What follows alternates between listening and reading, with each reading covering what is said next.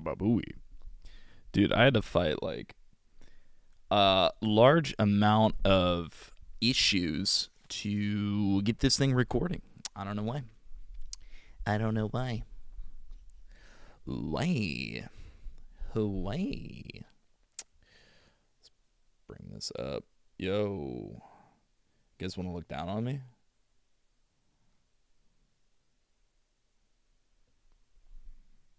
That's interesting. Hold up. Let's see how high you guys can go, actually. All right.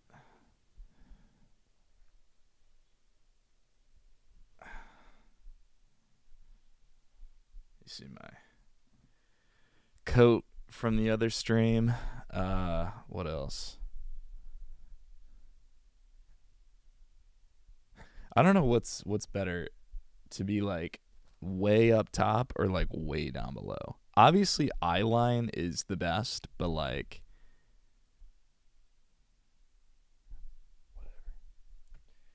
all right, guys, what are we working on today? What are we working on? Red light therapy. Is this the latest and greatest? Yeah. Restart capture is not there, so I'm going to guess this is the latest and greatest.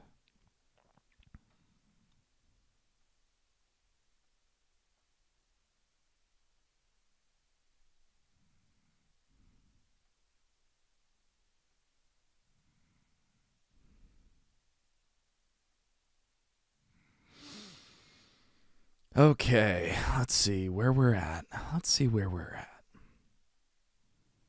All right, zooming in, we've got a couple different things to do today. A couple different projects that we could work on. I was just working on this medical law and technological advances yesterday. That is 5 hours, so I'm trying to slowly chip away at that one. But and as you can see, we have a pretty overdue deadline there. So I want to make sure I get a lot of this completed. Fortunately, like, knock on wood, but they've been really kind to me so far as the extension of the deadline. So I'm going to try and get this to them as soon as possible. However, we also have this project that's been pretty itching for their book, The Biohacking Guide, Mastering the Art of Optimizing Your Body and Mind. So, we took some time with this one. I sent it out. I sent out the 15 minutes to an editor. They edited it, and they weren't super impressed with the first edition, which, fair enough. They gave me some pointers to do it a second time, and I resubmitted a 15-minute checkpoint, and The Biohacking Guide, Mastering the Art of Optimizing Your Body and Mind. Copyright 2024 by Brian Sherrill. All rights reserved. No part of this publication may be reproduced, distributed, or transmitted in any form or by any means, including photocopying, recording, or other electronic or mechanical methods. So as you can tell, that's a really different delivery than I typically do. If you go on to my other projects, like, for example, in production, you have this red light therapy that I just did. This is my 15 minutes for that. Red light therapy revolution. Rejuvenate your skin, melt fat, supercharge your brain, and ease pain. The future of anti-aging and total body healing. The Therapies for Mitochondrial Health, Book 1. Written by George Masterson. So that's going to be a really different delivery, and I'm going to be focusing on this one, doing like my typical delivery for that.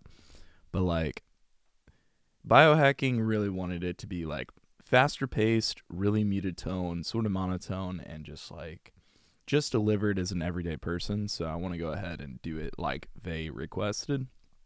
And so in that, I wanted to make sure that I had the capabilities of doing that appropriately, and I wasn't mixing it up with my other delivery. But they've been asking about what the status is of that, and I want to make sure that they're okay with my updated timeline before I do additional work on that. So I would be doing that today, and I would have done it yesterday, to be honest, but I want to make sure that they're okay with my updated timeline before I put any more effort into it.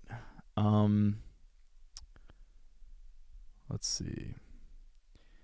Though the thing that I want to work on today is this book right here, which was actually reached out to me by the author himself, Andrew V. Kudin, reached out to me personally via a message and said, "Hey man, I have this book. I looked through thousands of voices. I really liked yours. I would really like it if you read from my book." And I said, "Hey man, I really love that. Just as a FYI, my schedule is really, really backed up. So as long as you're okay with me taking this project on and taking a bit of time to get this to you, I am okay doing it. I'm not going to be able to meet some of these deadlines." And he was like, yeah, that sounds fine. Yeah, absolutely. But of course, the time came, and he's like, "Hey man, where's the checkpoint?" So I want to make sure that I get him at least a checkpoint to work off of. So let's go ahead and do that today. I'll download the manuscript. Let's see. Actually, I'll download the manuscript on my MacBook Pro.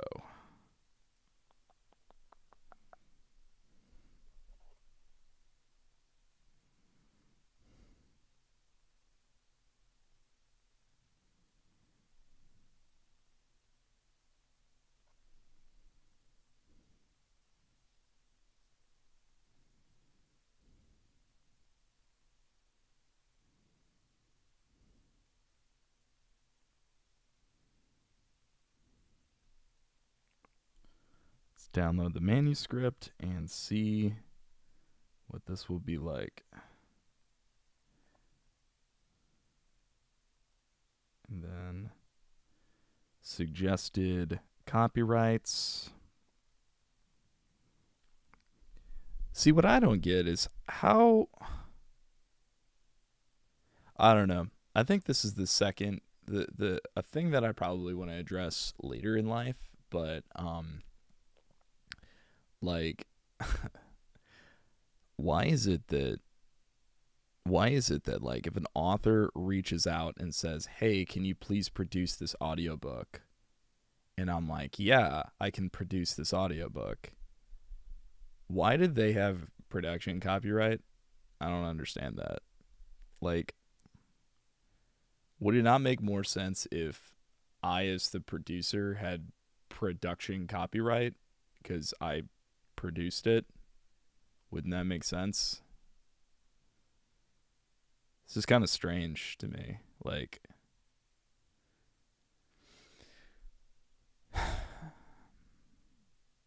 I don't know. I'll address that at some future point, but the way that it breaks down right now is there's a 50-50 split. There's a 50-50 royalty split between the author and the everybody involved in the audiobook. And then within everybody involved in the audiobook, it's further broken down 50-50 between the producer, the production house, and the narrator. And it's not really a 50-50 split. It's more of like a 40-40 split, with like 20% of that already half of the pie going to, I guess, Audible maybe, or ACX, something like that. But no, when broken down, like, I think I end up with maybe like 20% of the proceeds. It's something like that. So I'm just starting this right now. I'm just beginning this process of putting these audiobooks together, and I'm not going to be the person to say like I deserve anything more than what I'm given, but I do want to transition at some point into the stage of creating production houses that work with authors. Because in that way, I would have both of those one side of the pie. It would be a true 50-50 split between the author and the person actually making it, which would be me. It doesn't, to me, really make sense that somebody else is getting the exact same share as I am if I'm putting in literally all the work and all they've done was like draft a document. Like it just seems like that share is probably a little skewed. So yeah, thumbs up, right?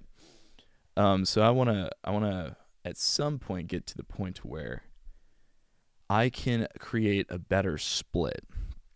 I think right now I've put my name out there, and I mean it could be, you can see from Andrew reaching out, like there is some benefit for building a portfolio that people can see what you've done and interact with it and say, hey, I like what you've done, can you do this? Because people only know what you tell them. And sometimes when you're like, hey, I want to make music, and they're like, what have you done? And you're like, that's not what I said. I said, I want to do that in the future. And they're like, okay, what have you done in the past? The only thing they can operate off of is your historical record.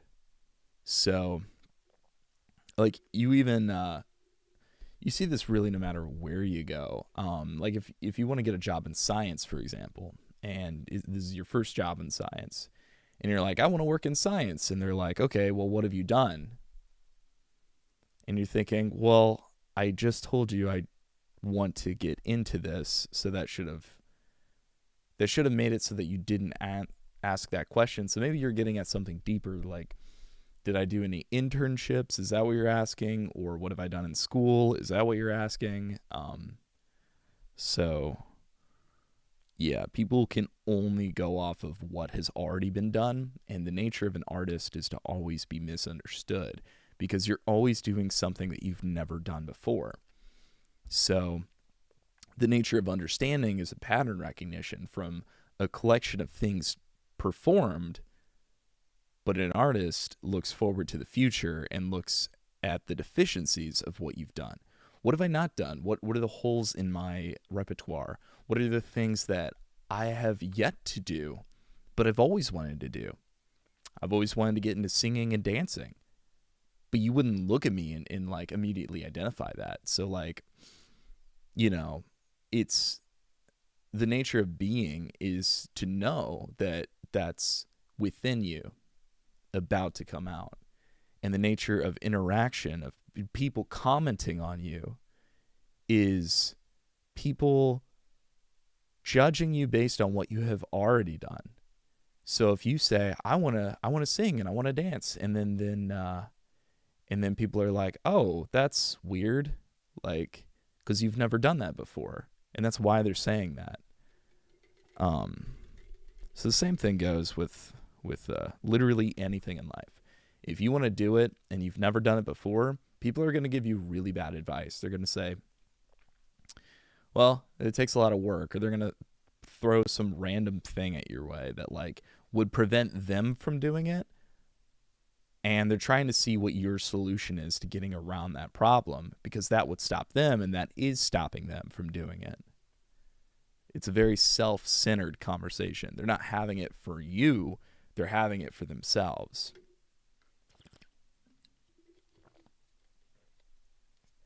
All right. Let's see what I got. Logic Pro. Open. Oh, you know what? Okay. So,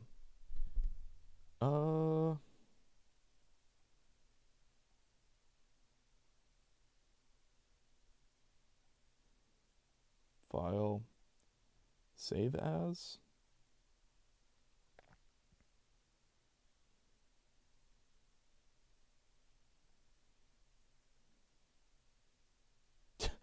So I can't save it. All right, hold up. pull this up.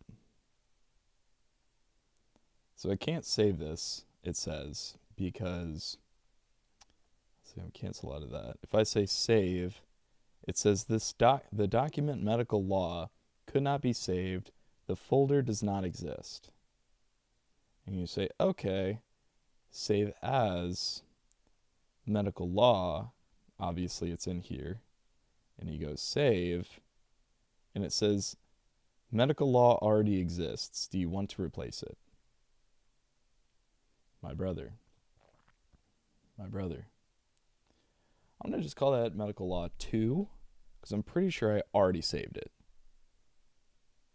Hold up. It's plugged in to Law C.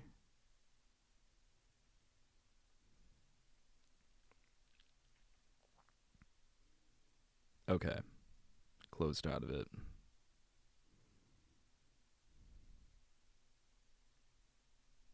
Let's go ahead and open. New.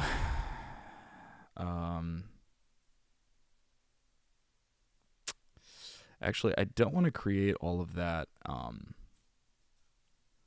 What we've already done as far as like the channels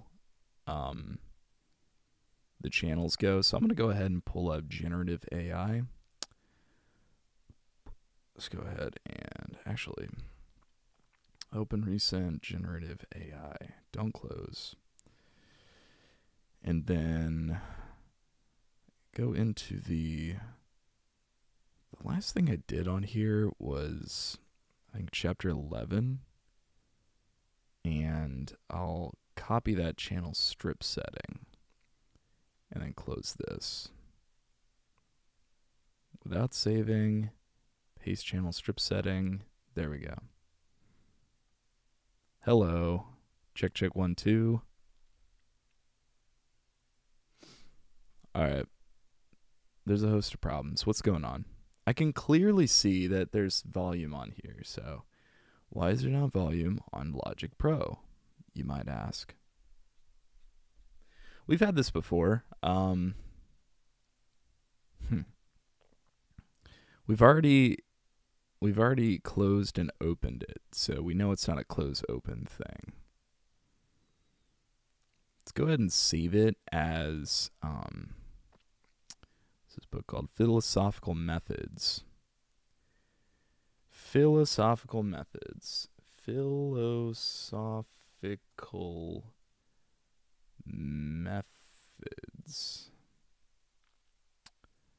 we'll save that in here. The document Philosophical Methods cannot be saved as Philosophical Methods. The folder doesn't exist.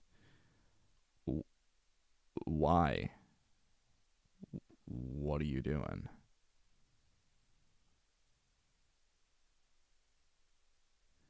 Users, Eric Pullman.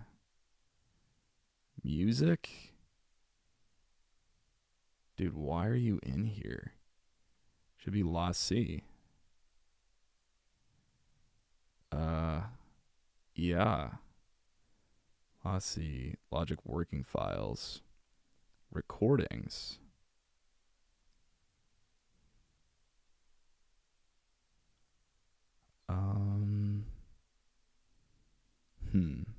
Auditions, voiceover, ACX, yeah, new folder, philosophical methods. Let's go ahead and create that, and then create the Logic Pro in there. There you go. I literally don't know why I did that. Don't close. Okay, cool. Cool. Because I was like, if it didn't totally record chapter 2 last night, I'd be pretty upset. But we'll save that in the same spot.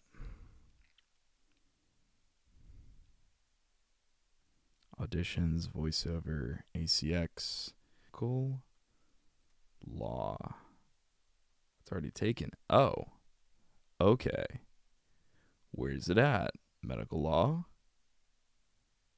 So there's literally a project in here. Dude.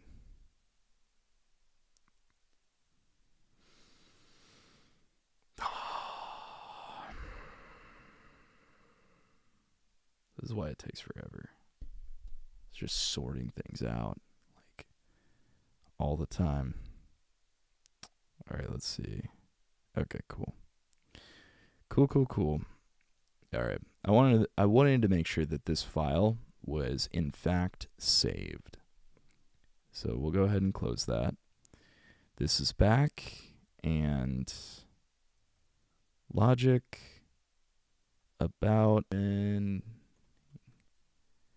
credits. Let's go to opening credits and go to suggested.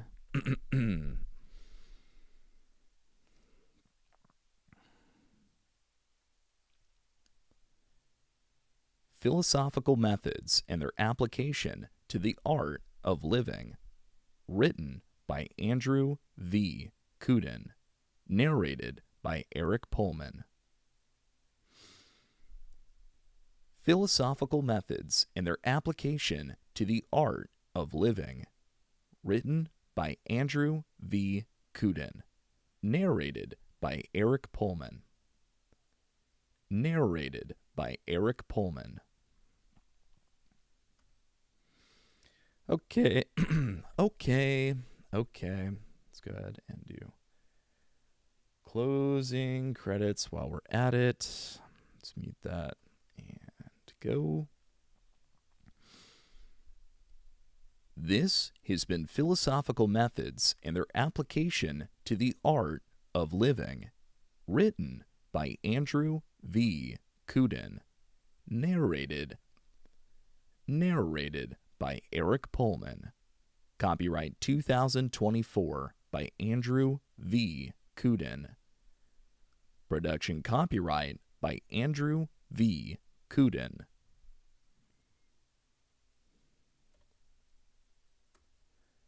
Okay. Let me try that opening credit. One more time. Let me make sure there's no duplicated channel. And yeah, no, that's good. No duplicated channel. All right.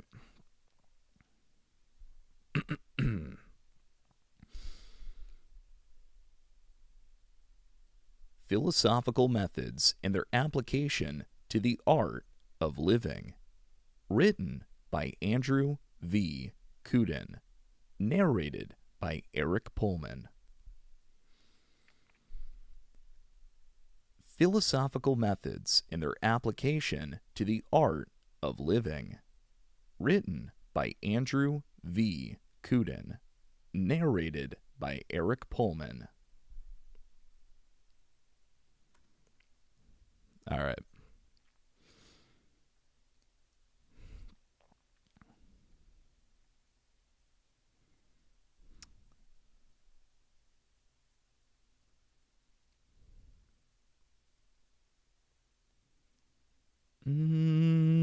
Where you at? Where are you at? There we go. Yo, it's a freak off. Philosophical methods and their application to the art of living. Los Angeles. Okay.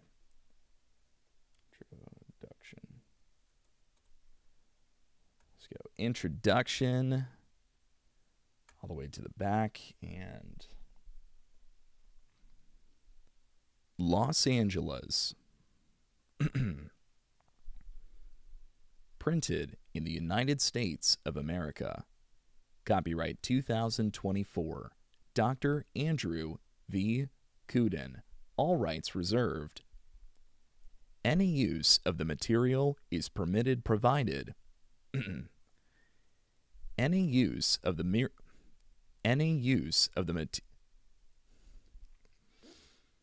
Any use of the materials is permitted.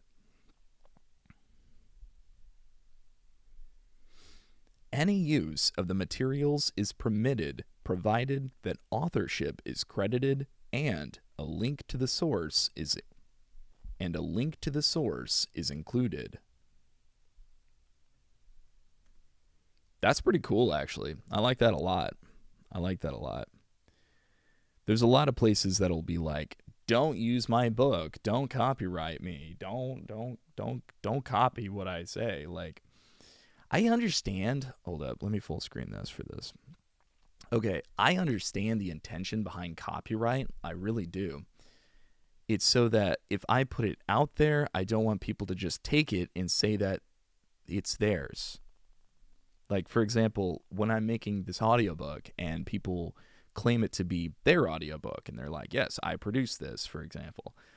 No, what I'm saying, though, is like, it's really important to say that, like, when you write a book, someone else can't just say, oh, yeah, that's my book. I wrote that. So it's important to have copyright in some capacity. But where I think that it fails is that the intention behind writing a book is to have your book read. So would you not want it out there as often as possible? Same thing goes for music. If I make music, I want it to be listened to.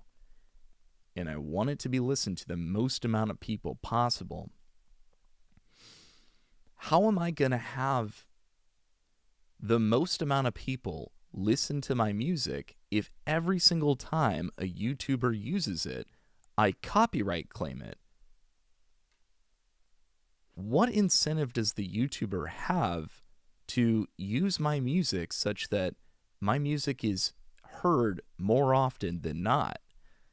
It's really important for me to develop a copyright system that says, hey, just like Andrew did here, hey, give me credit where credit is due. Say that I'm the author. Link something to my account. But at the same time, like, if you give me that credit, you have unfettered access to what I've created. You can give it out to as many people as possible. I want people to listen to it. But you have to credit me. You can't say that this is your work. This is something I created, but I want it out there to the most amount of people. So it just sucks, because it's like, you can make something really funny out of, like, I've done this with Post Malone clips before, where it's like, this Post Malone song sounds really funny if you, like, interpret it in this way. And then you make a skit out of that, and you put all this time and energy to, like, take it and transform it, and you make it into something different, and you put it out there, and then it gets copyright claimed. And they're like, oh, you can't show this to people because it has work that has been copywritten. So, but my problem is, like, it's not the same thing as the thing that you're claiming it to be. It's a snippet of it, and it's transformed because I'm playing off of it. That is an entirely different thing than me just, like, taking your song and, like, replaying it on another platform. This is totally different. So I think that there's this huge gap in copyright, in the conversation surrounding copyright, where we don't have the ability to use creative things like that in a creative way without being put into the same bucket as people that are just literally ripping it from the internet. And then further, like, the people that do just rip it from the internet get away with it because that's all they do. And the people that create from it and they transform, it takes a lot of time to do that.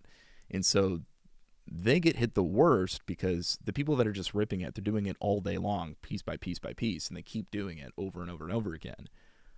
But the people like me that try to transform on it, we don't have, like, this Creative Commons license on it, and that sucks, ultimately. I think that hurts your production as an artist. So I don't know. I think that there's some sort of conversation to be had around copyright in that way, in that capacity.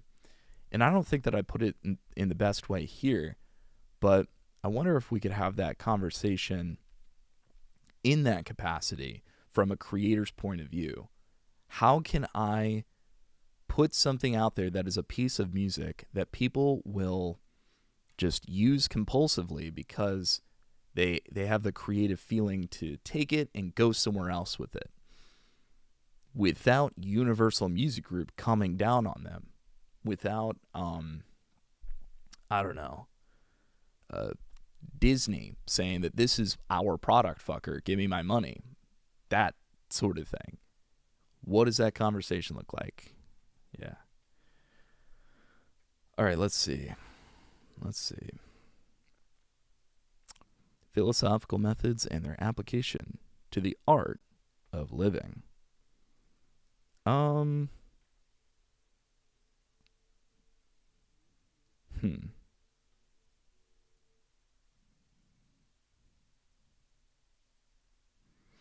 I wonder if I could like screen broadcast what I'm seeing here to Logic script. Because I'm not reading the script from my screen, I'm reading it from this screen. So I wonder, how do I screen record and put it on here? Let's pull this up. Let's go to virtual backgrounds and beauty effects and okay, no.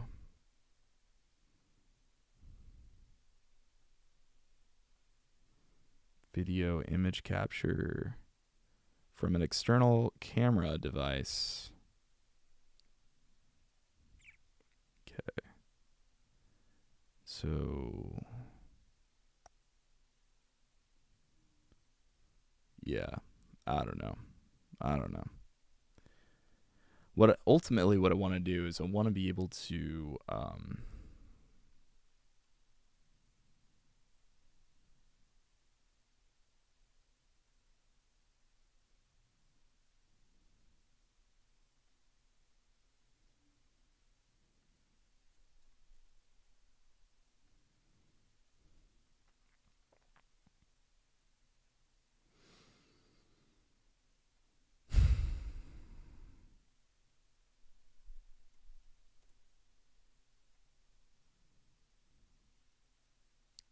okay.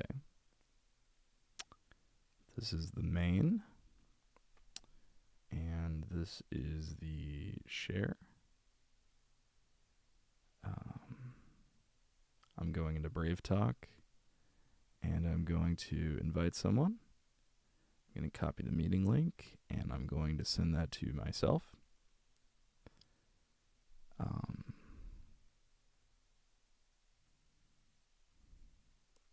After sending it to myself, I'll pull that up on the text messages. All right, I heard that just go through now. And it's not showing up.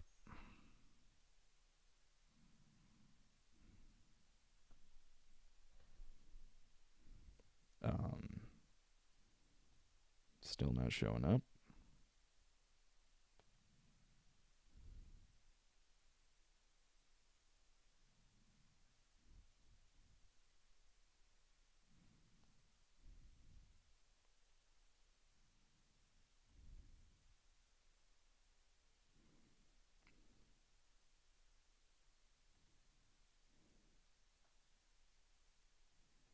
Okay, that's the quickest way I know how to do it.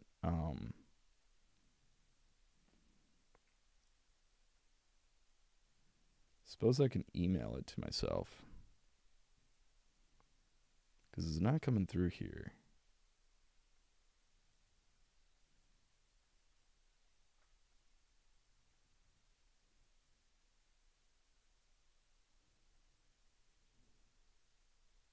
Okay. Compose to me. Go. There's me. So let's go to my Gmail, pull that up. There we go.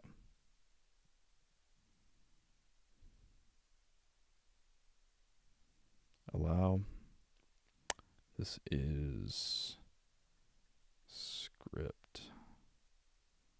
Join meeting. There's no sound, which is good. But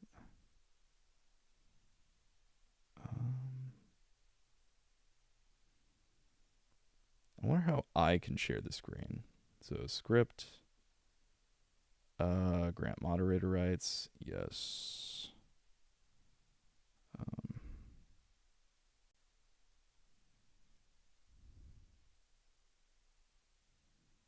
Show whiteboard? No. How do you share screen?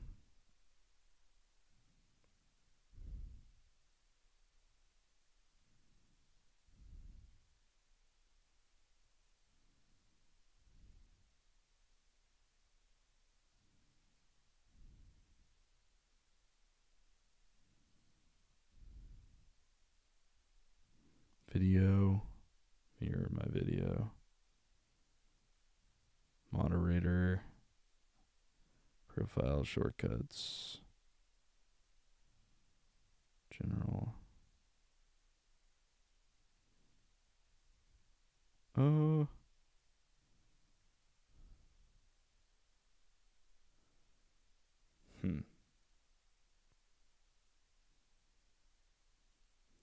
Yeah, there's literally something on here called start screen sharing. And you could screen share if you give it permissions. So allow. And then you can like share a certain tab or whatever. I'm trying to get this to share my screen and then do it over like basically like Skype. And then Skype it over just so I can put it on this display. But it's not doing that. Okay. So can't do that. Can I FaceTime myself?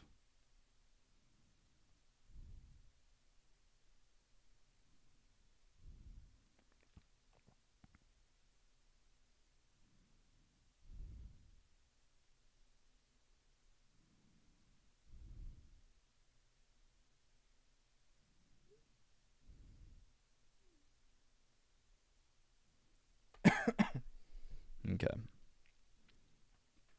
Let's see if I can FaceTime myself. Maybe that'll work.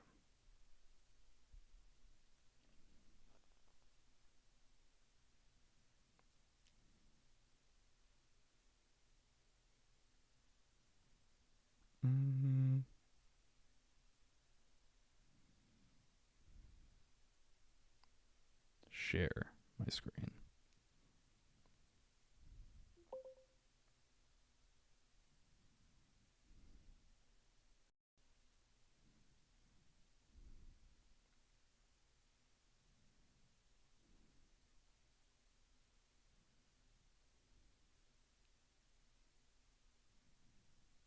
Interesting.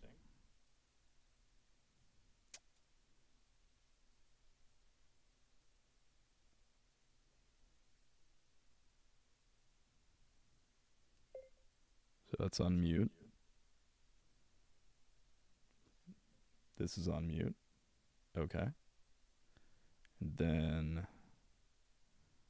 pull up this. So, hello? Well, I don't want it to alert me every time. But, hello? Okay. And then what I can do is on here, I can do script and say, it used to be Brave Talk, but if I made this FaceTime,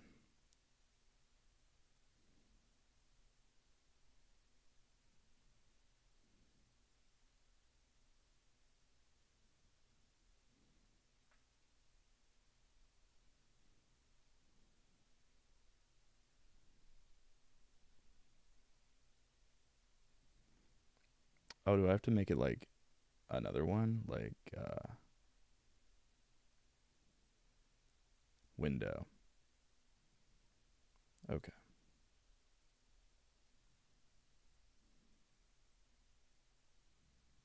Because there's something called screen sharing on here. I should be able to see that. Whatever that is. All right, let me put this all the way at the top and then see what's going on with it. Can you not? Okay. Cancel.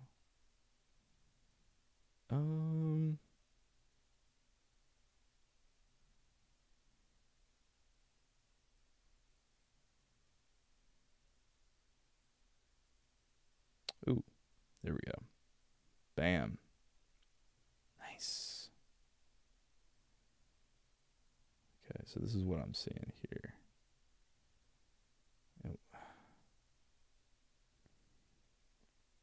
I don't have a super good place to put it, but we'll just put it like right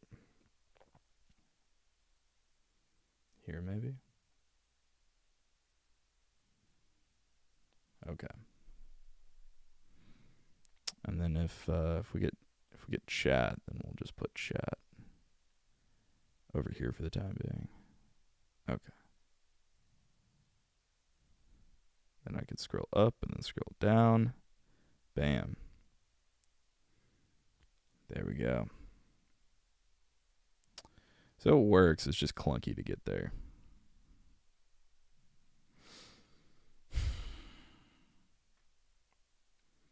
All right. Like it says, guys. Like it says. This is Philosophical Methods and Their Application to the Art of Living by Dr. Andrew V. Kudin. All rights reserved. Any use of the materials is permitted, provided that authorship is credited. We just did that. And a link to the source is included. I'll do that as well. Okay, guys, here we go. This has become very interactive.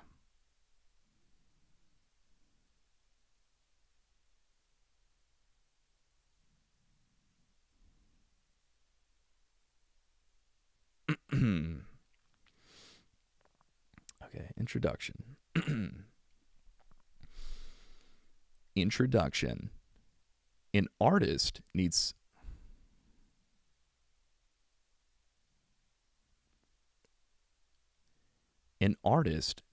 a brush. Check, check, 1, 2. Introduction. An artist needs a brush to paint a picture, and a gardener needs gardening tools to create a garden. Both create works of art with tools. Both create works of art with tools. The artist on canvas, and for the gardener, the canvas is wildlife. And for the gardener, the canvas is wildlife. The canvas is wildlife. Wildlife. Let me take it from the top. An artist needs a brush to paint a picture, and a gardener needs gardening tools to create a garden. To create a garden. Oof.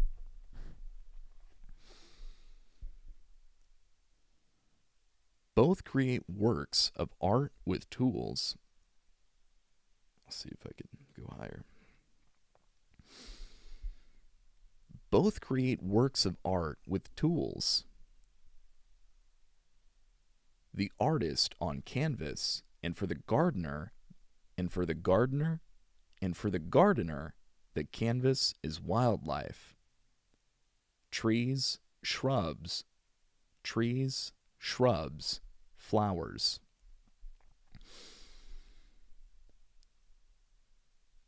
To build a skyscraper, builders need a construction crane, and a pilot needs an airplane to take past. To build a skyscraper, Builders need a construction. Builders need a construction. To build a skyscraper, builders builders need a construction crane. And a pilot needs an airplane. And a pilot needs an airplane to take passengers from one country to another. No matter what exactly you're going to do, no matter what exactly you're going to do, no matter what exactly you're going to do, you're going to need tools. In the painting example, the artist is the subject, the canvas is the object, and the brush is the tool with which the subject interacts with the and the brush is the tool with which the subject interacts with the object to produce the desired result. To produce the desired result. When you study branches of philosophy or philosophical categories, you will also need tools. These tools are called philosophical methods. To go further, you need a deeper understanding of what a philosophical method is and which methods you will use as your tools. In philosophy, methods are not abstractions. Methods are not abstractions, but practical ways of getting to the heart of things, of understanding the world and yourself. Just as a painter chooses a brush for a particular stroke, a philosopher chooses a method to analyze a particular problem. A philosopher chooses a method to analyze a particular problem. The right choice of methods determines how accurate and deep your understanding will be. The right choice of methods determines how accurate and deep your understanding will be.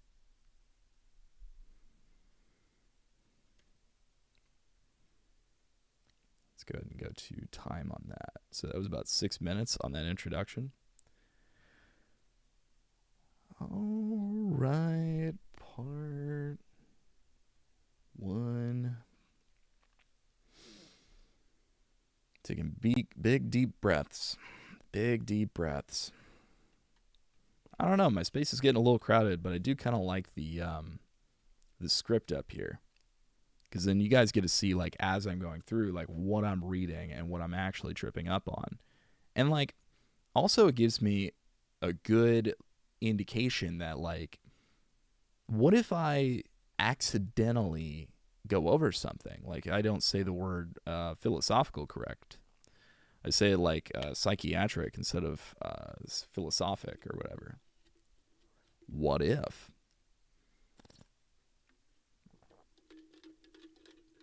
Then you guys can be like, hey, dude, you didn't say that right. And I'll be like, I'm pretty sure I did. And you're like, no, you definitely didn't. And I'm like, I'm pretty sure I did. I wouldn't mess that up. And then I go back and I listen to it and I'm like, oh my God, I said that completely wrong. I should have trusted, chat.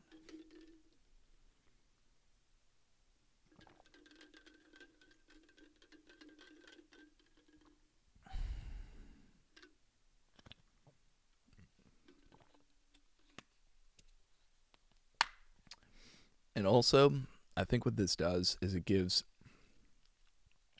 the person previewing this the ability to look through and see kind of what I'm reading. And maybe what I'm reading might grasp their attention.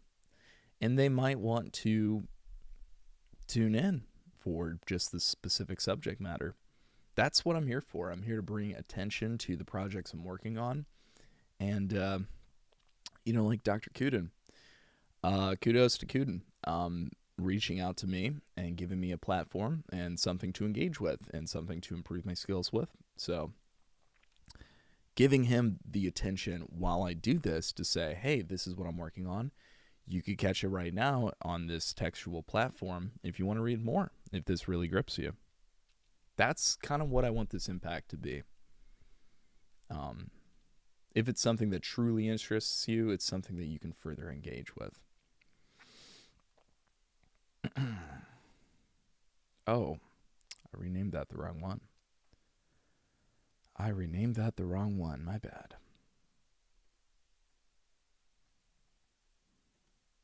Oops.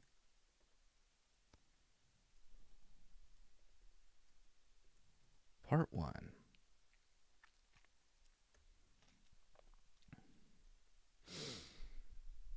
Part 1. Definition. Part 1. Definition of a philosophical method. Definition of a philosophical method. Method in philosophy is a system of principles, rules, and procedures that aim to investigate, analyze, and comprehend various aspects of reality, knowledge, morality, being, and other fundamental issues. A philosophical method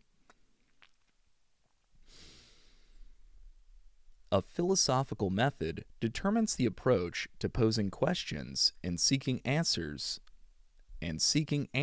to them, thus forming the basis of a philosophical method determines the approach to posing questions and seeking answers to them, thus forming the basis of philosophical activity. In my explanations, I will refer not only to philosophical works, but also to literary works familiar to you since childhood.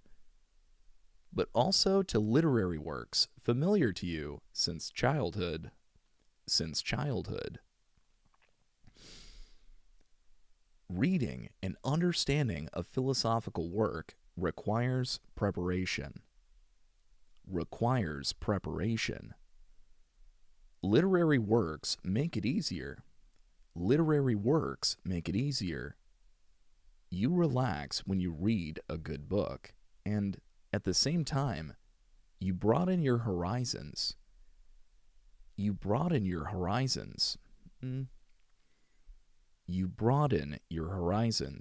Train your brain. Train your brain and get knowledge.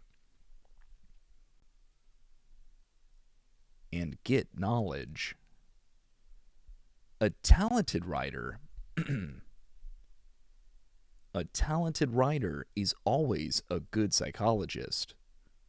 In many books, as if in mirrors, deep ideas in philosophical teachings are reflected.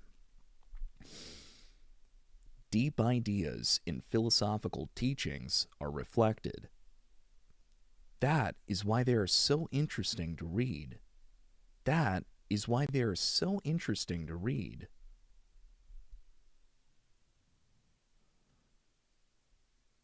Okay. This is interesting. Okay. Because it has chapter 1 here. That was part 1. Part 1 is just definition of a philosophical method, and this is part 2, apparently, so.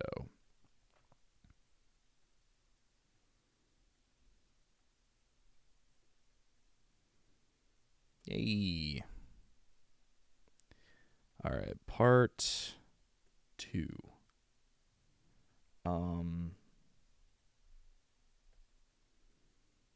Let's go ahead and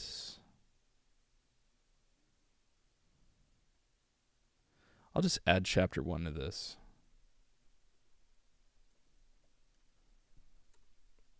There we go.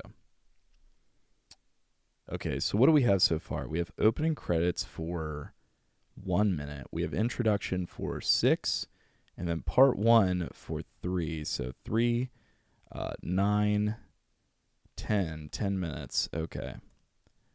And the first 15 minutes usually takes about 45 to an hour to make, because about 45 to an hour distills down. I usually do about 50% ratio, and at minimum I do 1/3. So 45 minutes is a good benchmark for saying this is approximately how long I should go to hit the 15-minute mark for sure. Because I don't want to hit like the 12-minute mark and then have to come back and then do more of it. So that's just why I like to calculate that before I begin. So we want to go for about 30 more minutes on this section. I think that's probably the plan here.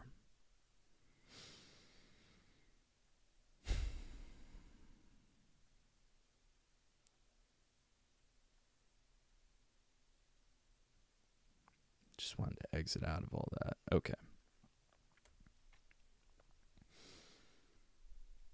Part 2. Basic philosophical methods. Basic philosophical methods. Chapter 1. Dialectical methods. Dialectical method. Quote, "The bud disappears when the flower blossoms, and might be said to be refuted by the flower. Similarly, when the fruit appears, the flower is recognized. The flower is recognized as the false cash existence of the plant, and the fruit takes the place of the flower as its truth, and the fruit takes the place of the flower as its truth. These forms not only differ from each other, but supersede each other as incompatible. But their fluid nature makes them at the same moments of organic unity. But their fluid nature makes them at the same time moments of organic unity, in which they are not only not contradictory, but one is as necessary as the other, as it is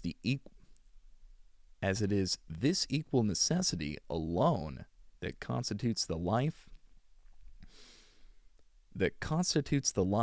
of the whole." End quote.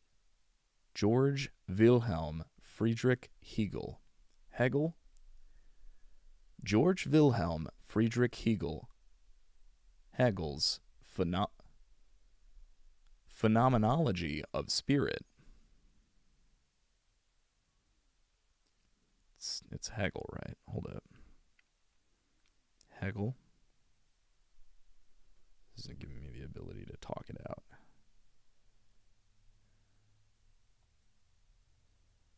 George Wilhelm Friedrich Hegel. Pronunciation.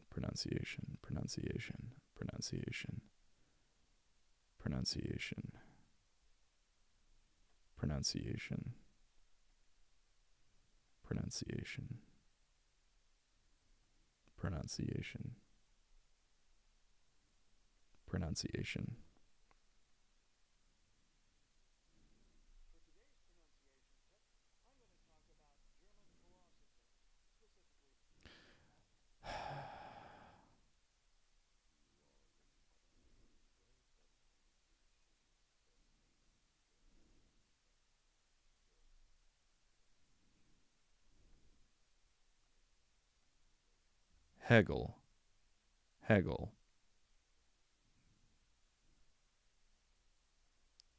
Hegel. Yeah, Hegel. Hegel. You don't have the whole thing yet, do you?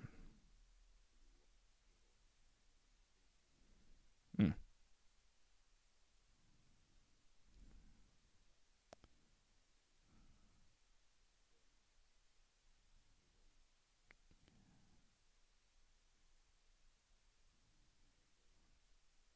Georg.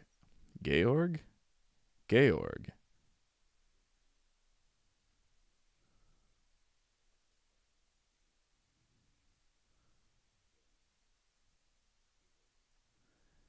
Georg Wilhelm Friedrich Hegel.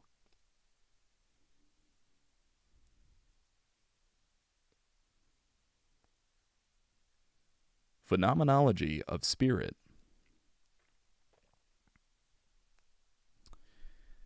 Definition. A dialectical method is a research method that is based on the identification and resolution of contradictions. A dialectical method is a research method that is based on the identification and resolution of contradictions through the process of dialogue or argumentation. A dialectical method considers the development of concepts and systems through the interaction of opposites, which leads to their synthesis and the emergence of new qualities, which leads to their synthesis and the emergence of new qualities. Landmark figures: Socrates, Plato, Georg Wilhelm Friedrich Hegel, Karl Marx. Application. The dialectical method is used. The dialectical method is used to analyze historical and social processes, philosophical methods, and concepts. The basic principle of dialectics is development through contradictions and their resolution. This method is used to understand complex dynamic systems in which opposites and the interaction of opposites lead to the emergence of new forms with new qualities. The main components of the dialectical method. A. Thesis. A thesis is the initial idea or statement with which the dialectical process begins. It can represent any idea. Position, or statement that expresses a particular point of view about a situation, phenomenon, or problem. The thesis serves as a starting point for further discussion. In everyday life, a thesis can be expressed in many different forms. For example, summer is the most enjoyable time of the year. Summer is the most enjoyable time of the year is a thesis that states that summer is more pleasant than other seasons. However, the dialectical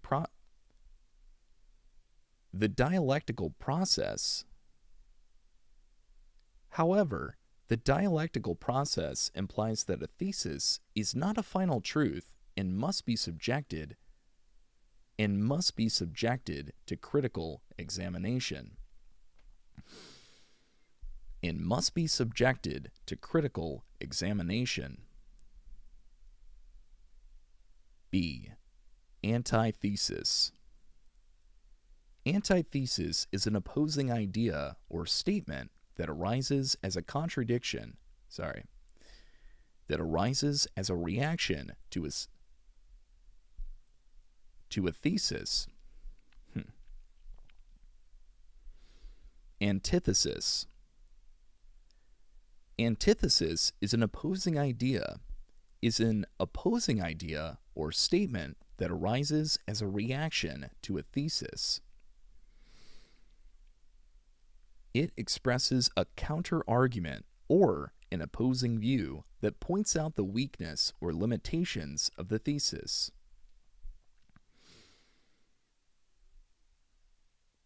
The antithesis helps to identify contradictions and weaknesses in the original statement.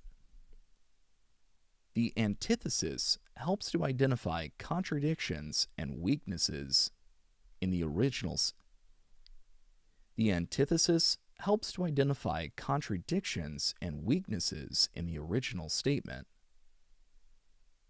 For example, the antithesis to the statement, "Summer is the most pleasant time of the year," can be, but it can be unbearably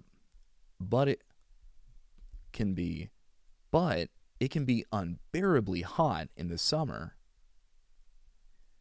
The antithesis shows the other side of the issue.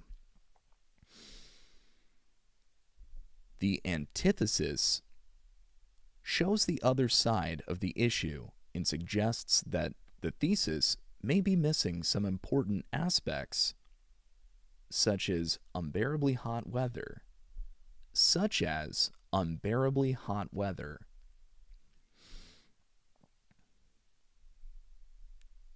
C. Synthesis. A synthesis is a new idea or statement that results from the resolution of a contradiction between the thesis and the antithesis. A synthesis combines elements of both. A synthesis combines elements of. A synthesis combines elements of both statements, preserving their key ideas and resolving the contradictions. Preserving their key ideas and resolving the contradictions. This stage leads to a deeper and more holistic understanding of the problem. This stage leads to a deeper and more holistic understanding of the problem. For example, in synthesis, the thesis that summer is the most pleasant time of the year, and the antithesis, but it can be unbearably hot in the summer, can be combined into a new statement.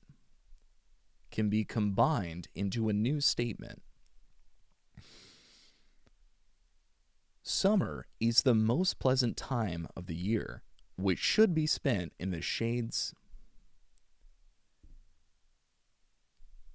Summer is the most pleasant time of the year, which should be spent in the shade of trees or by a body of water to avoid the heat. Thus, synthesis allows the advantages of both statements. Thus, synthesis allows the advantage of both statements to be taken into account and creates a new, more balanced understanding of the situation.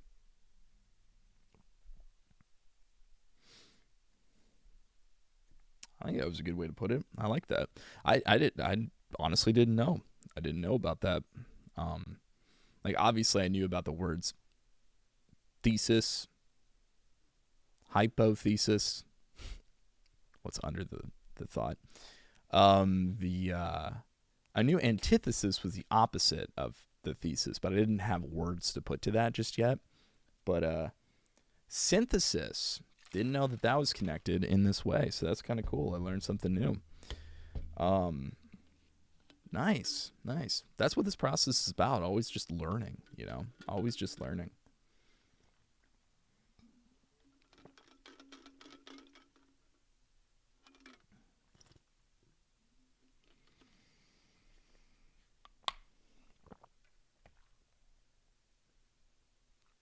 Okay.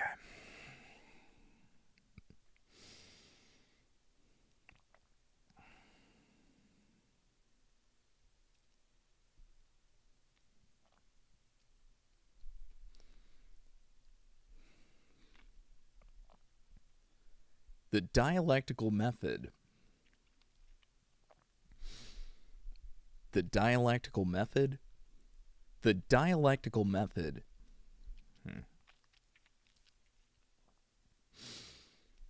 The dialectical method in the context of philosophy. The dialectical method in the context of philosophy. The dialectical method allows us to study the dynamic. The dialectical method allows us to study dynamic processes and interactions of opposites. In the phenomenology of spirit, Hegel shows the path of development. Hegel shows the path of development of human consciousness from the most elementary perception to the highest form, absolute knowledge. Hegel wrote that this development is not linear, but dynamic, in which each stage overcomes and simultaneously includes the previous ones. In which each stage overcomes and simultaneously includes the previous ones. This path includes a constant encounter with limitations, contradictions, and their overcoming, which leads to a new, deeper understanding of reality.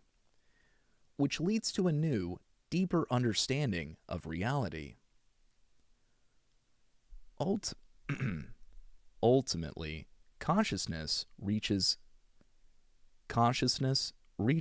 absolute knowledge. Ultimately, consciousness reaches absolute knowledge, where the subject realizes that he himself is part of the comprehensive process of being, and that knowledge is not just a reflection of the world, and that knowledge is not just a reflection of the world, but an active participant in its creation.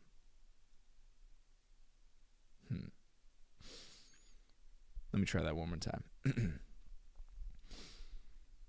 Ultimately, consciousness reaches absolute knowledge, where the subject realizes that he himself is part of the comprehensive process of being, and that knowledge is not just a reflection of the world.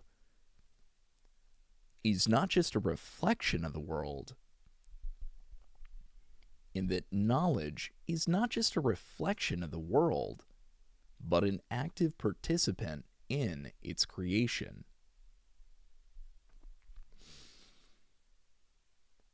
1. Sensory perception. Thesis. At the first stage of cognition, consciousness encounters the world through the simple sensual data.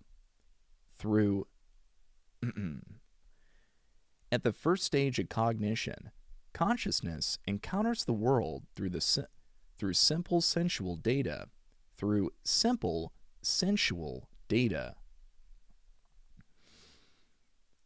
What can be seen, heard, and felt by touch? Here, the subject perceives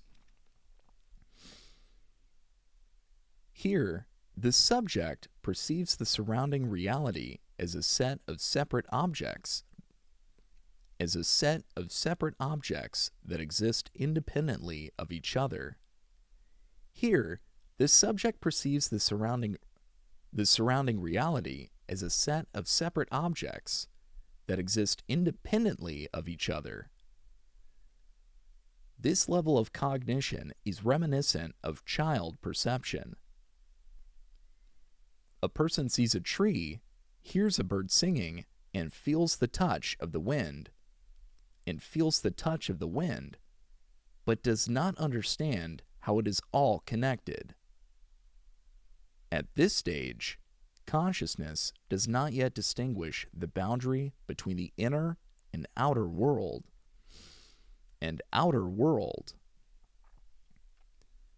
Between the process of thinking and the external reality. Between the process of thinking and the external reality.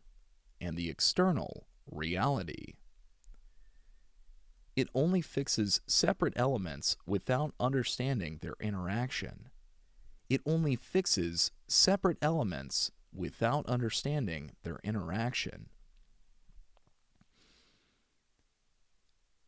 This is a view of the world through the prism of immediate sensations, where each object is seen separately, as if isolated from others.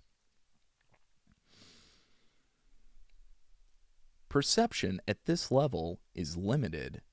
It does not notice hidden connections and does not try to penetrate beyond the surface of the visible.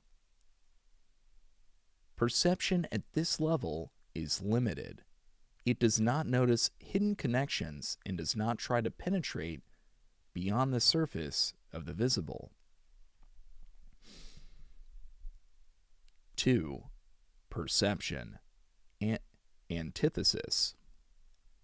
At this stage, consciousness begins to realize the limitations of mere sense perception.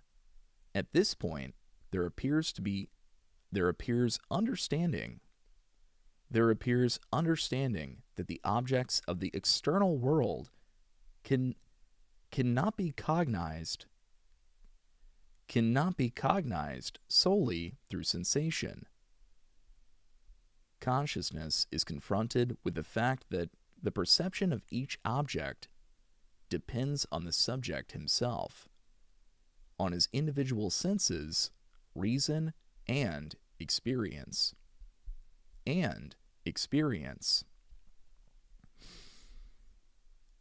Here begins the first serious contradiction. A man realizes that his perception of the world is not just a reflection of objective reality, but something that passes through the prism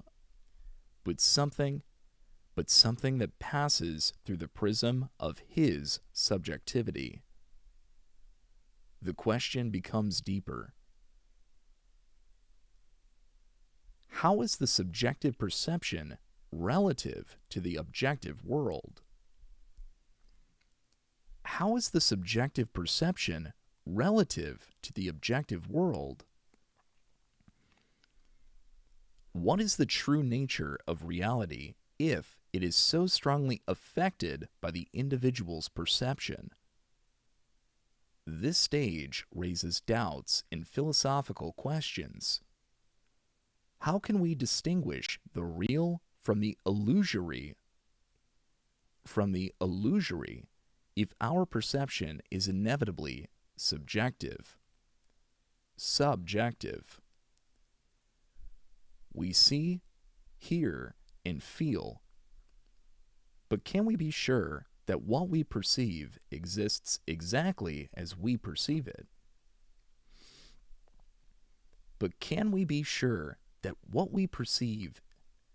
But can we be sure that what we perceive exists exactly as we perceive it? Exactly as we perceive it. 3. Strength and intelligence. Synthesis. At this stage, consciousness begins to seek ways to reconcile. At this stage, consciousness begins to seek ways to reconcile the contradiction between self and object, recognizing that objects do not exist in isolation, but are connected by invisible threads of forces and regularities. The subject begins to realize that the world is not a chaotic collection of individual things. The subject begins to realize that the world is not a chaotic collection of individual things, but a harmonious structure where each element obeys certain laws and interacts with others. Man realizes that behind the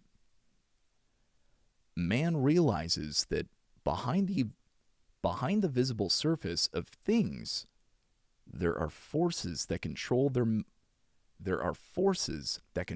movement and change. This new understanding opens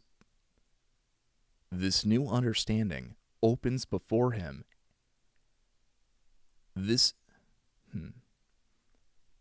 new understanding opens before him an ordered picture of the world, an ordered picture of the world where nothing happens by chance. At this stage, however, the man still perceives these forces as something external without directly linking them to himself. The laws of nature seem to him something independent, governing the world from the outside, and the subject does not yet realize his role in this network. The subject does not yet realize his role in this network of interactions. This stage is a step forward.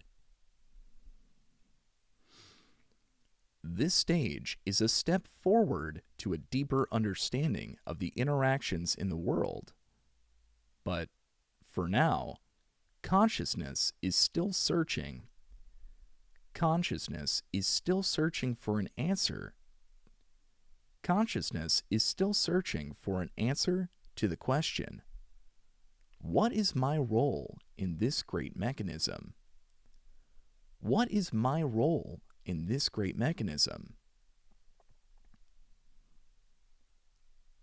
4. Self-awareness.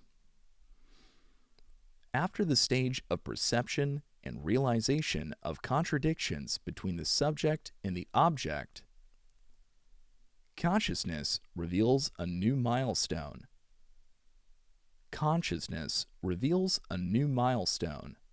The stage of self-consciousness.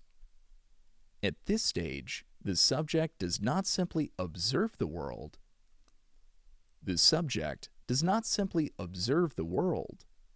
But realizes himself as an active participant in the process of cognition. Man begins to realize that he does not just passively perceive reality, but also shapes it himself through his thoughts, perceptions, and actions. This turning point reveals a profound understanding that reality is not something external,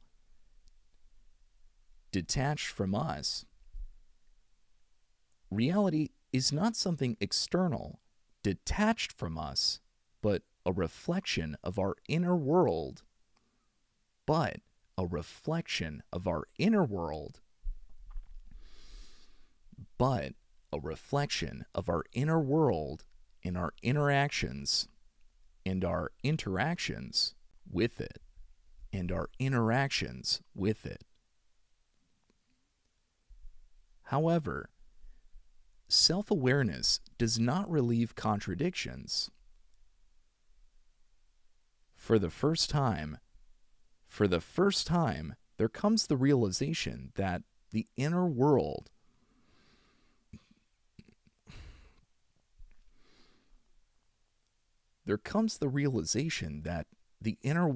and the external circumstances are in a subtle.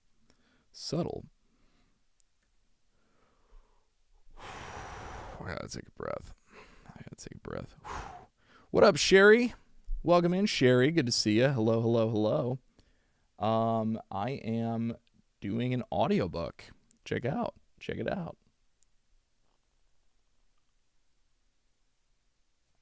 Sherry from 5 minutes ago. What's up, Sherry? I see your chat. I really do. But I was immersed in an audiobook. So, to answer your question, if you see it on the playback, though, I am creating an audiobook for Audible. And this audiobook is part of, I think, about 13 projects that I'm working on. So I'm working on a good number of projects. You can check out, I think soon, because I want to say something to the effect of, you can check out everything that I've made on this link, but I haven't made that yet. So I don't know if I should put it on my website, Labdominals, or if I should create like its own little page, like it could be like an Amazon wish list. It could be a wish list full of like Amazon books that I've made, but I am creating an audiobook for Audible. And this is somebody who reached out to me on ACX to make this. So I was really excited to do it. So that is what I'm doing. Let's see.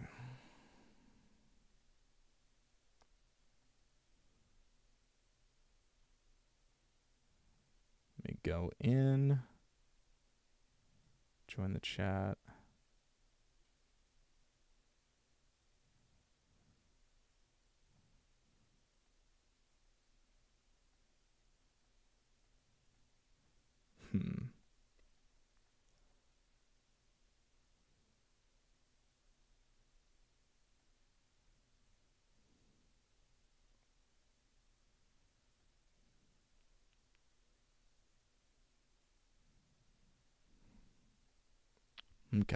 Okay.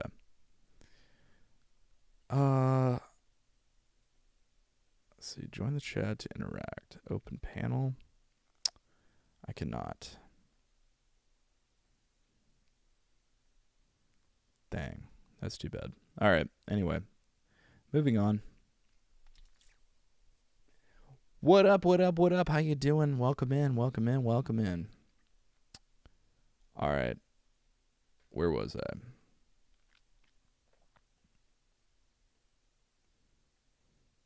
I think I had to take a break for a second because I was running out of air.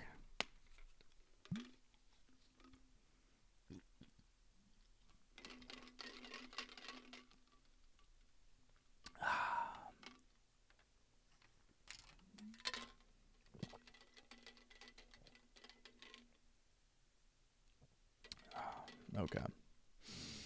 I think we're coming up on the final stretch of what I'm gonna do for this this read. I really do like this book though. I'm reading it and I'm like, this is like definitely stuff that I am very interested in. Like I love ideas of philosophy, and this is breaking it down to a pretty minute level. So love that.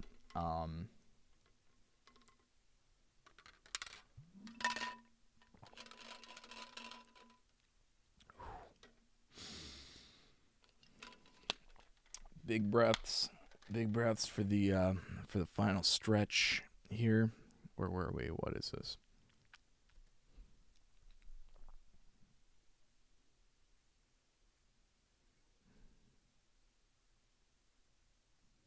Yeah. Yeah, I definitely needed that. Okay, I think I definitely needed that. Big breath in and final stretch. Let's go. However, self-awareness does not relieve contradictions. For the first time, there comes the realization that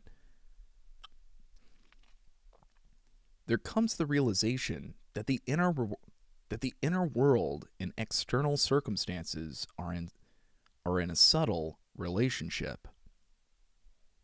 A person begins to strive for independence. A person begins to strive for independence, for autonomy of his thoughts and actions, but at the same time, to assert his existence and significance, he needs the recognition of other people. This creates tension. How can we remain independent and integrated while recognizing that our perception of the world and ourselves is inevitably influenced by interactions with others? Here is a complex dialectic of self-consciousness.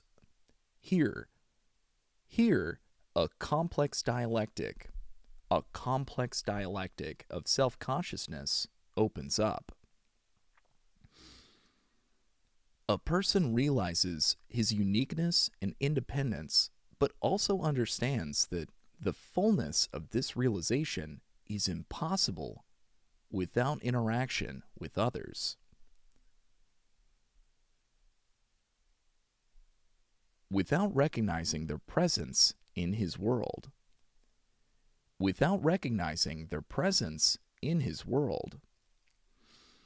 Without recognizing their presence in his world.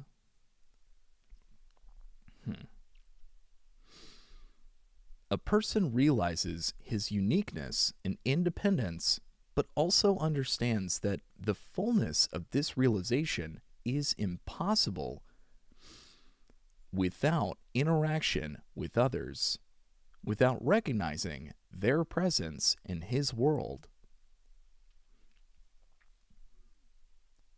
5. Reason.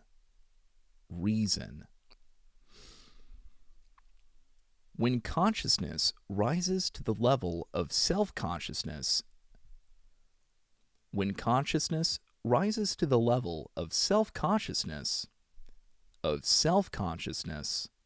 a new stage opens up. Reason. Here, man begins to explore and cognize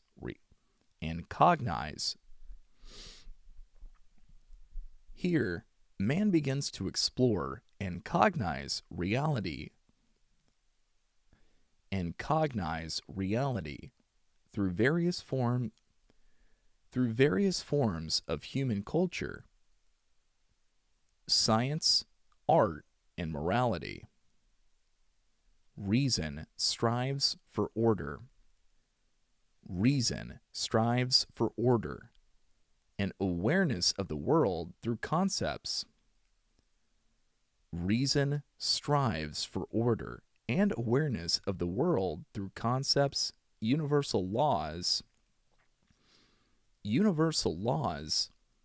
and structures that can explain the nature of all things. In structures that can explain the nature of all things. It is no longer just a sensory perception or subjective reflection, but an attempt to grasp and express an attempt to grasp and express an objective truth that lies beyond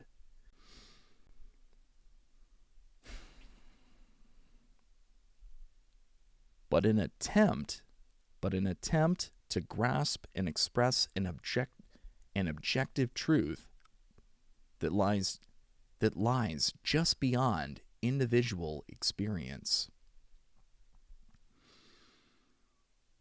At this level, reason seeks to build a holistic picture of the world in which all phenomena are subject to logic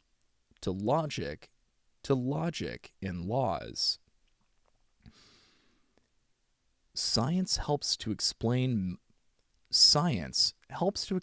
material reality. Art to express deep feelings and inner experiences, and morality to form principles that regulate relations between people. To form principles that regulate relations between people. In these forms, reason seeks universal answers, trying to overcome chaos and randomness, to comprehend the laws that govern the world.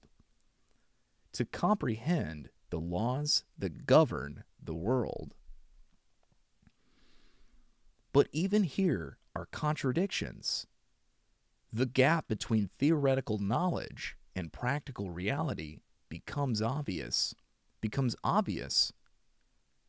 How can everything be explained through abstract laws when life is full of unpredictable events and moral dilemmas?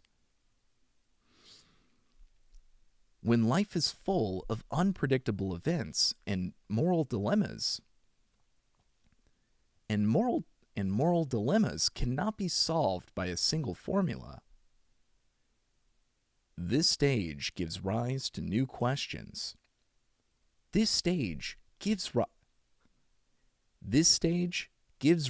to new questions. Can reason give us answers to all vital questions, or will there always be an area beyond its control?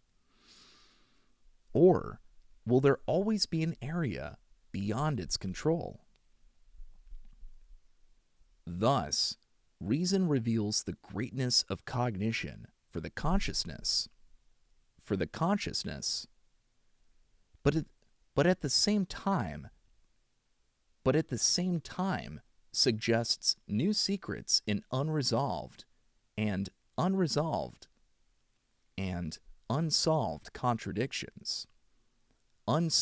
contradictions.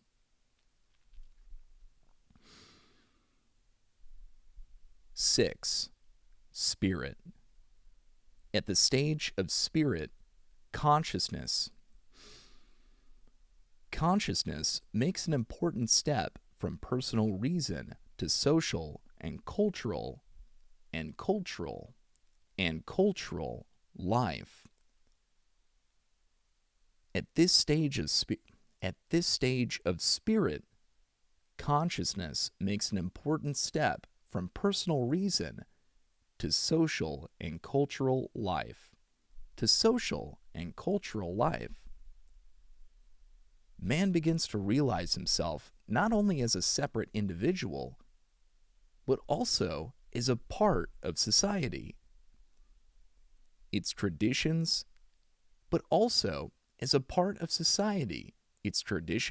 and cultural values.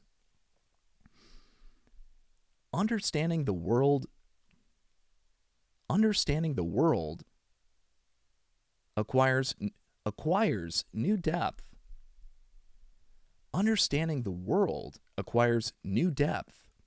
Becoming collective. Here, a new realization is born. Truth does not belong to reason alone. Truth does not belong to reason alone, but lives in the collective spirit, which manifests itself through accepted norms, laws, religion, and art.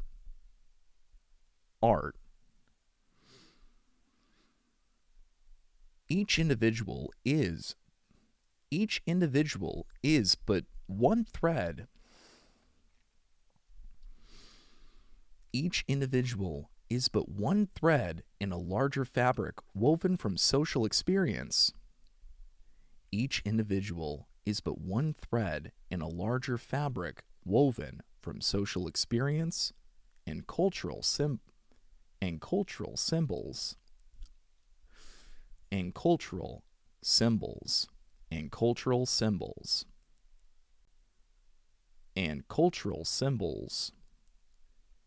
In this collective spirit, people find common meanings in values. People find common meanings in values that bind them together and help them understand.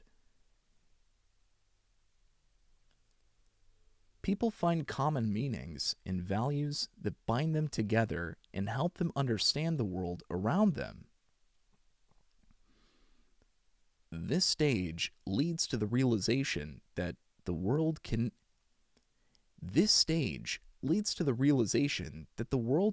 be understood alone. It is through them that man finds his place in society. It is through them that man finds his place in society and becomes aware of his own existence.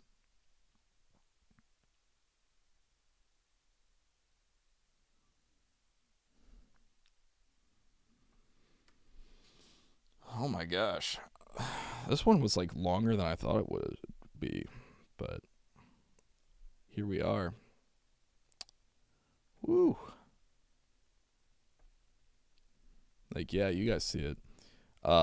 Absolute knowledge, and then it's this page, and then we go into an example of a dialogue between Socrates and, I'll have to look that up. I don't know how to say that. But this is pretty good so far. My voice is getting a little strained, so I'm getting a little worried about this last section, but it's the last push. So let's get these 13 pages done.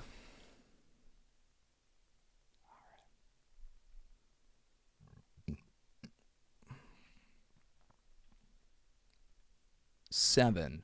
Absolute knowledge.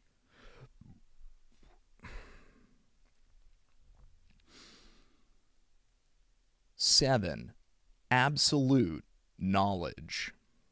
Absolute knowledge. The final stage of cognition is the attainment of absolute knowledge, the moment when consciousness transcends all the contradictions that arose. The moment when consciousness transcends all the contradictions that arose in the previous stages.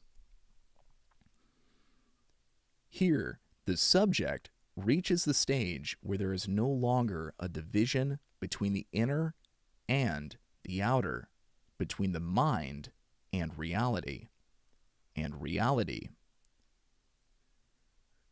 The subject realizes that his own consciousness is not merely an observer, but an active participant in what he is learning. Object and subject merge into a whole, and the person begins to see the world, and the person begins to see the world as a continuous flow of interactions, where everything is connected to everything. where everything is connected to everything. At this stage, one acquires not just theoretical knowledge of reality, but an inner, deeper understanding that everything exists. Everything that exists is a single process, continuous and integral. Continuous and integral. Absolute knowledge is a state in which the contradictions between subject and object no longer matter. They become irrelevant.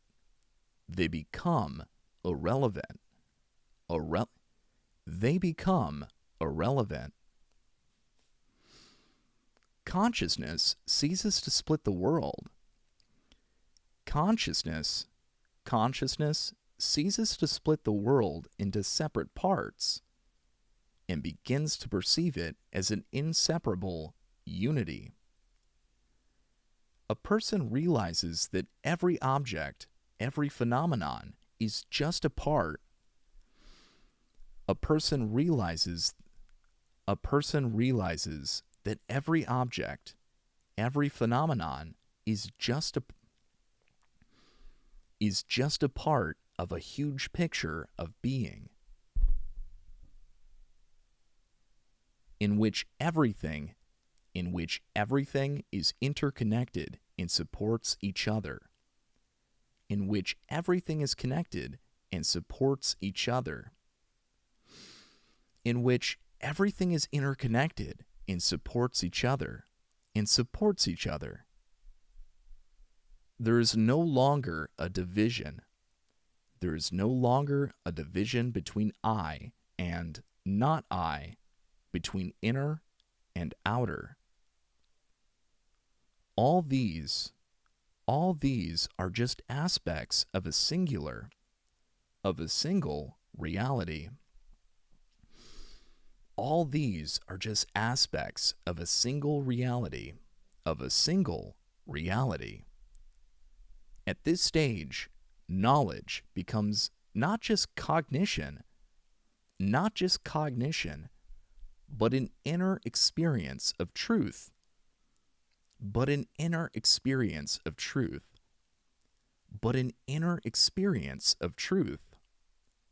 A sense that man and the world are one in the same, and the same. A sense that man and the world are one and the same. Absolute knowledge opens before the consciousness. Absolute knowledge opens before the consciousness a picture of the world where every element, every event, and every action has its place and meaning in the overall harmony.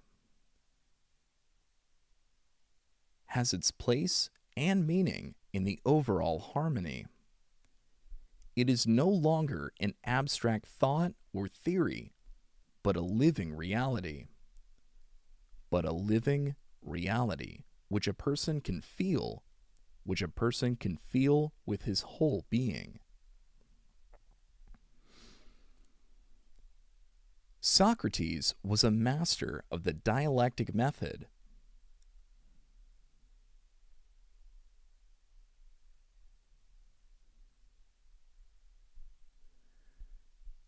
Socrates was a master of the dialectical method, the essence of which was to question the seemingly obvious and gradually reveal the contradictions in the intercalator's judgments. This method, known as Socratic dialogue, was not just an exchange of opinions, but a profound process of seeking truth through questions and answers. through questions and answers. Socrates forced his students and opponents to reflect on their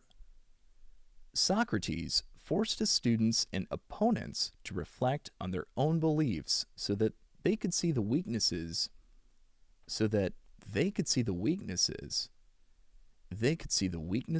and inconsistencies in their own views.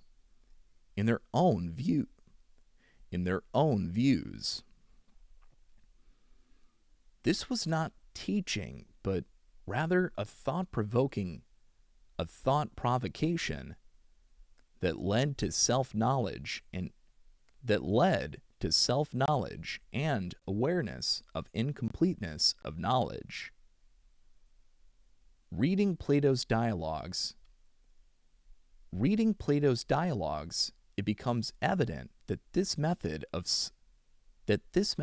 Socrates is central to his philosophy.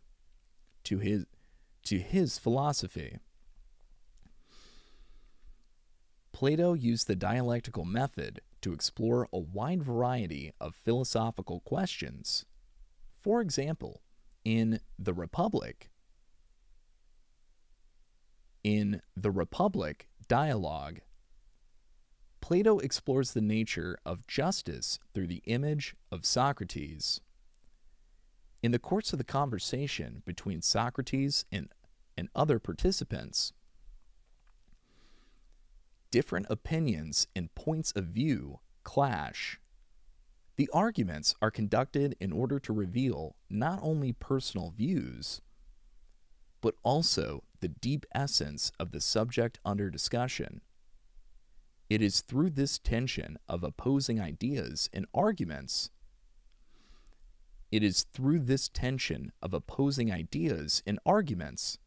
through the clash of opinions,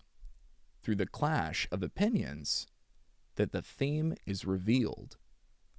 Ultimately, the discussion in The Republic leads to a deeper understanding of what justice is and how it manifests itself not only in an individual, but also in the state,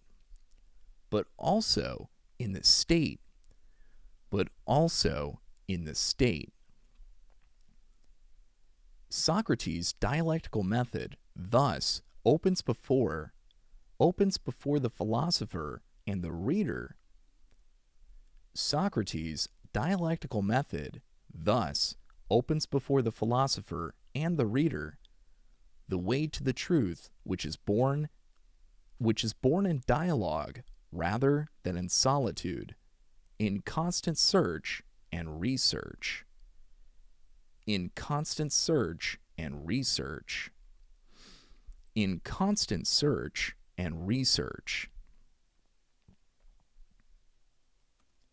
Dang, dude. That chapter was longer than not chapter, but that part was longer than I thought. Sheesh.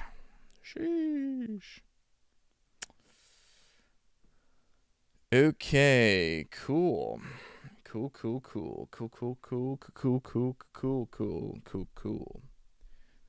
That's neat. Well, I don't think I'm going to be able to record anymore today. I'm to a point to where I can't super read that well. So I'm going to go ahead and charge this up. Let's end this time. Put this book away over here.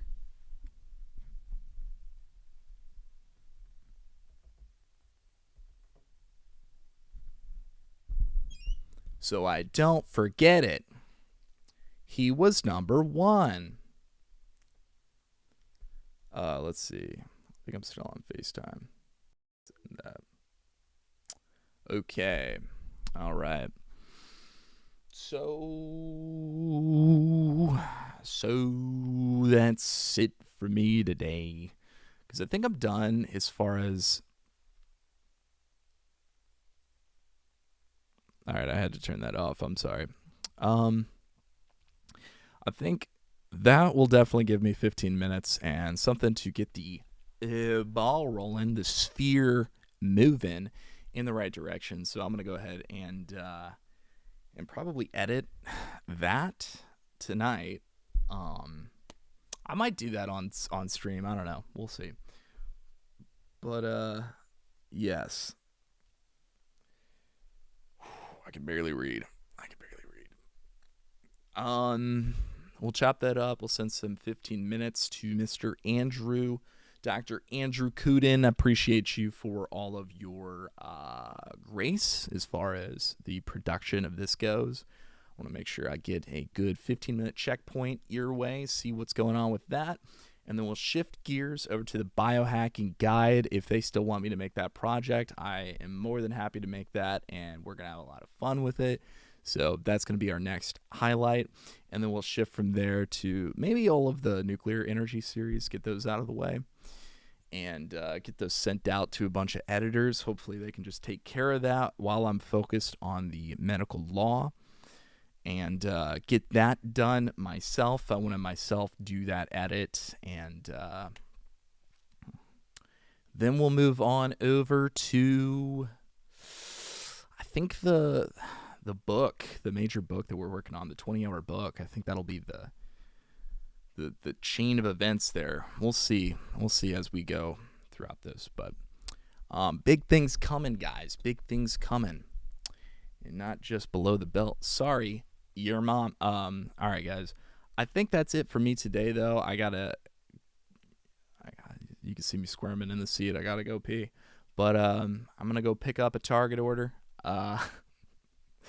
And it's really snowy outside, so I had to take the chance to stay home today and do as much as I could on this audiobook, but looks like we're at a good point right now that I can take a break, go do some errands, and then come back and we'll do some editing. So love you guys. I'll see you on the next one.